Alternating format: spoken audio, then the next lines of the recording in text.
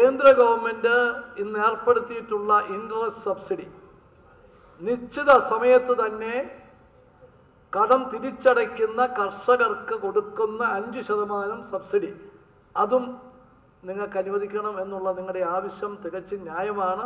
പക്ഷേ തീരുമാനം എടുക്കേണ്ടത് കേന്ദ്ര ഗവൺമെൻറ്റാണ്. ഏതായാലും നിങ്ങൾക്ക് വേണ്ടി ശക്തമായി സംസ്ഥാന ഗവൺമെൻറ് കേന്ദ്ര ഗവൺമെൻറ്റിൻ്റെ അടുത്ത് അത് ശുപാർശ ചെയ്യുന്നതാണ്. വൈദ്യനാഥൻ കമ്മീഷൻ്റെ റിപ്പോർട്ട് അതേപടി നടപ്പിലാക്കണം എന്നുള്ളതല്ല.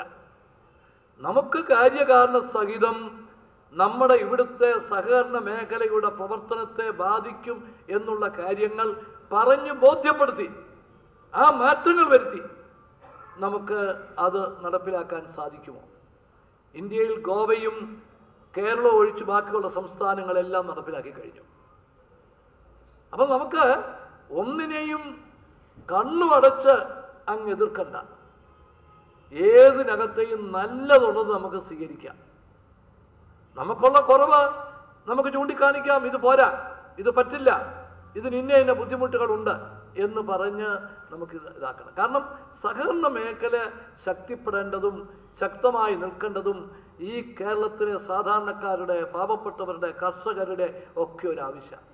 ഞാൻ ആ മുഖ്യമന്ത്രിമാരുടെ മീറ്റിങ്ങിൽ വെച്ച ഒരു നിർദ്ദേശം, ഓരോ സംസ്ഥാനത്തും ഒരു 1-2 വിളകൾക്ക്, അതിപ്പം സംസ്ഥാനങ്ങൾ മാറും തോറും മാറ്റങ്ങൾ വരും, ആ സംസ്ഥാനത്തെ ഏറ്റവും പ്രധാനപ്പെട്ട കാർഷിക വിളകൾ, ഏറ്റവും അധികം സാമ്പത്തികമായി കർഷകർ വെല്ലുവിളികളെ നേരിടുന്ന വിളകൾ, ആ വിളകൾക്ക് നബാർഡിൽ നിന്ന് ഇൻട്രസ്റ്റ് ഫ്രീ ആയിട്ട് ലോൺ കൊടുക്കണം.